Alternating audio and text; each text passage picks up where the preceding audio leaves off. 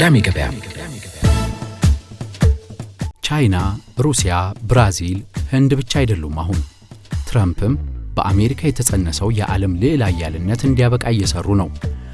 አንድ ልዕለ ኃያል ሳይሆን በርካታ ተዋንያን ያሉበት ዓለማዊ ሁኔታ መመስረት አለበት የሚሉት በዝተዋል።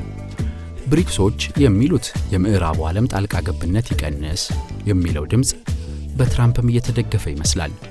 አሜሪካ የዓለም ጠባቂ፣ የዓለም ፖሊስ አይደለችም። የተንኮታኮተ ኢንዱስትሪዋን መገንቢያ ጊዜዋ ነው፣ እንደ አዲስ መነሻ ጊዜዋ ነው ያሉ ነው ዶናልድ ትራምፕ። ባለሙያዎችም ነፃ ንግድ የሚለው አንድ ስርዓት ያለበት ዓለም እያበቃለት ነው ይላሉ። እናሳ በርካታ ሀያላን ያሉበት ዓለም ምን ይመስላል? ፍትሐዊና ለዓለም ብልጽግናን የሚያመጣ ወይንስ የራስን ጥቅም ብቻ የሚያሳድድ አደገኛ ሁኔታ? በዝርዝር እናየዋለን። ጂኦ ኢኮኖሚክስ አዲሱ ኢኮኖሚን የመተንተኛም ስልት ነው። ይህንንም በዝርዝር እንተነትነዋለን።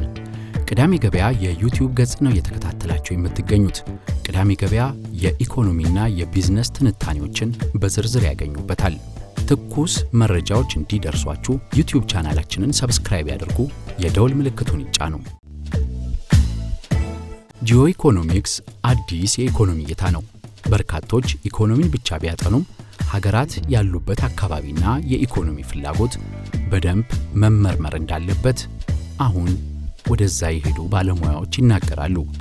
ማዕቀብ፣ እርዳታ የመሳሰሉት ተጽዕኖ ማሳረፊያና አጋር መሰብሰቢያ ወይም ደግሞ አጋር ያልሆኑትን መቅጫ ስልቶችም አብረው ይነሳሉ።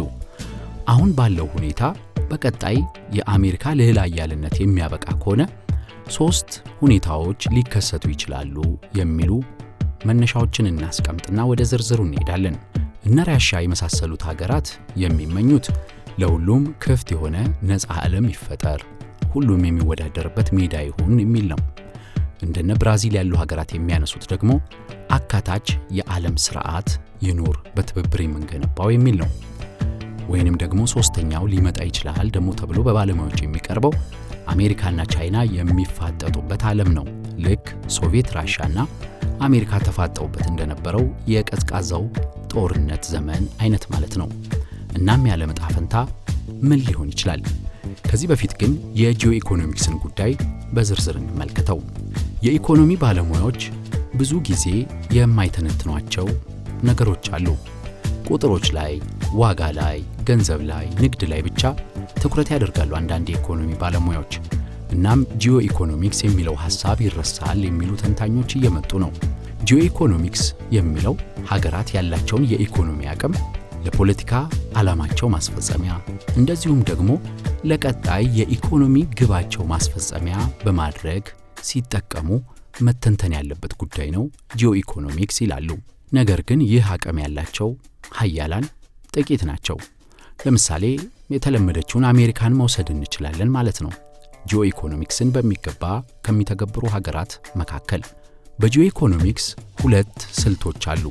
አንደኛ በኔ መንገድ ካልሄዳችሁ ከፍተኛ ቅጣት ይኖረዋል፣ አደጋም አለው፣ ወደ ገደል ነው የምታቀኑት ብሎ ማስፈራራትና ቅጣቶችን መሰንዘር ነው።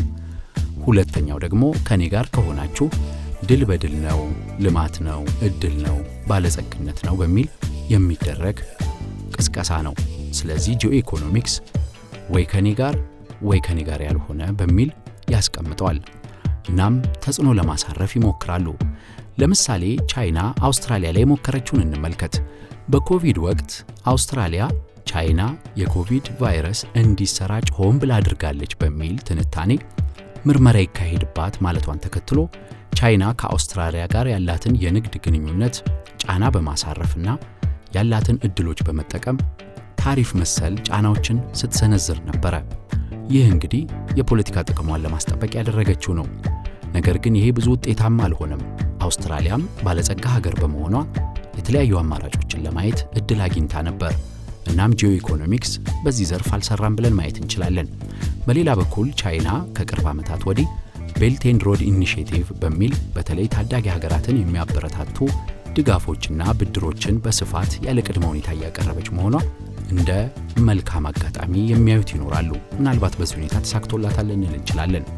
አሜሪካ በበኩሏ ከጎኗ ላሉ ኢኮኖሚያዊ ድጋፎች እንደነ ቻይናና እንደነ ሩሲያ ላሉ ደግሞ ተቀናቃኞቿ ማዕቀብ፣ ታሪፍ የመሳሰሉትን ጫናዎች ታደርጋለች። እናም ማበረታቻውና ማስፈራሪያው እኩል ለውጥ ላያመጣ ይችላል። ሀያልነት ወሳኝ ነው ማለት ነው ከዚህ አንጻር። ስለዚህ በጂኦ ኢኮኖሚክስ በአንድ በኩል ጫና ማሳረፍ የሚፈልጉ ፖለቲካዊና ኢኮኖሚያዊ ዓላማቸውን የኢኮኖሚ አቅማቸውን በመጠቀም ማስፈጸም የሚፈልጉ ሀገራት ሲኖሩ፣ በሌላ በኩል ደግሞ የዚህ ጫና ተቀባይ የሆኑ ሀገራት አሉ ማለት ነው። ወይም ደግሞ ጫና እንዲያርፍባቸው የተመረጡ ሀገራት። እነዚህ ሀገራት ሁለት አማራጭ አላቸው፣ የውስጥና የውጭ አማራጭ የሚባል። ውስጥ አማራጭ ማለት በሀያላኑ ወይም ሄጅሞን በሆኑት ሀገራት ጥላ ስር መሆን ማለት ነው። ውስጥ ሆኜ የሌላ ሀያሉን አቋም እቀበላለሁ ሲባል አንደኛ ገበያ ይገኛል፣ ብድርም እርዳታም የመሳሰሉት ነገሮች ይገኛሉ። እንደዚሁም ደግሞ ፖለቲካዊና ኢኮኖሚያዊ ግዴታን ደግሞ የመወጣት ኃላፊነትም ይጣልባቸዋል ማለት ነው የሀያሉ ሀገር። አይ ከዚህ ሀያል ሀገር ውጪ ነኝ የሚል ደግሞ ቢመጣ ማዕቀብ፣ ታሪፍ ወዘተ ይጠብቀዋል። በራስ መቆም ያስፈልጋል ማለት ነው የዚህን ጊዜ። ስለዚህ ታንንሾቹ ሀገራት ወይም የኛን ሀገር ኢትዮጵያንና ሌሎች በርካታ የአፍሪካ ሀገሮችን መውሰድ እንችላለን። ዋነኛ ስራቸው ሀያላን በበዙበት ዓለም ውስጥ ጥቅማቸውን ማስላት ነው። ከውስጥ ልሁን ወይስ ከውጭ ልሁን? ከውጭስ ሆኜ ምን ያህል ከውጭ ነው መሆነው? ከውስጥስ ሆኜ ሙሉ መቀበልና ለመቀበል የሚችልበት ሁኔታ መፍጠር እችላለሁ ወይ የሚል ነው።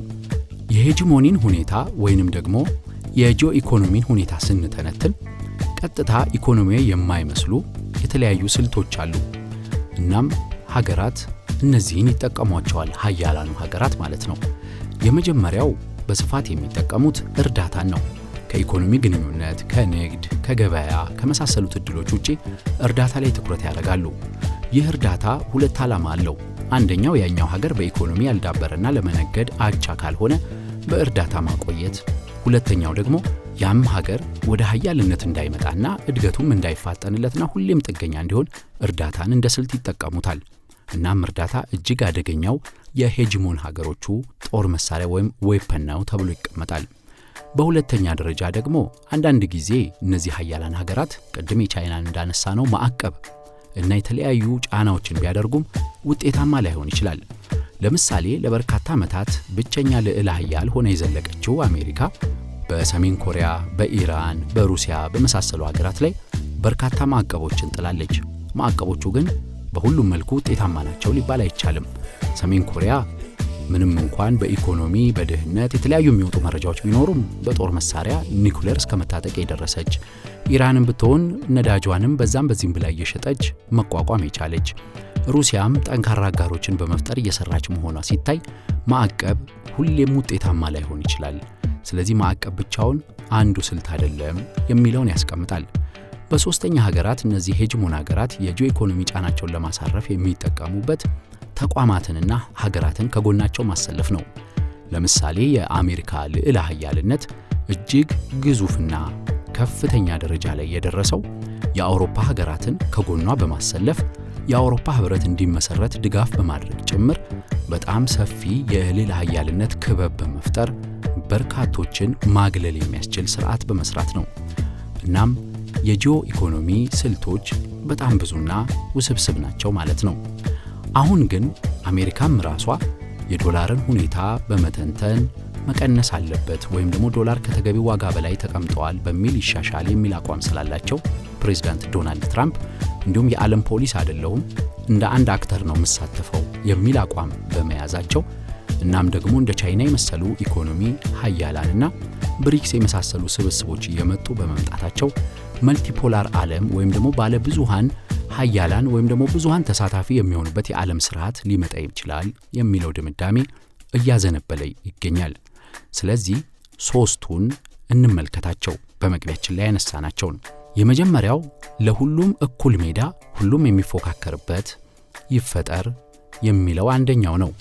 ይሄ እንግዲህ ምናልባት ያመጣል ተብሎ የሚታሰበው የተለያዩ ሀገራት ፍላጎታቸውን ለማስጠበቅ ይሰራሉ፣ ፉክክርም ይበዛበታል ተብሎ ይሰጋል በኢኮኖሚ ባለሙያዎች። እናም ግጭቶችም ሊመጡ ይችላሉ። ይህንን የሚጠቅሰው የ1930ዎቹ የዓለም እውነታ ነው።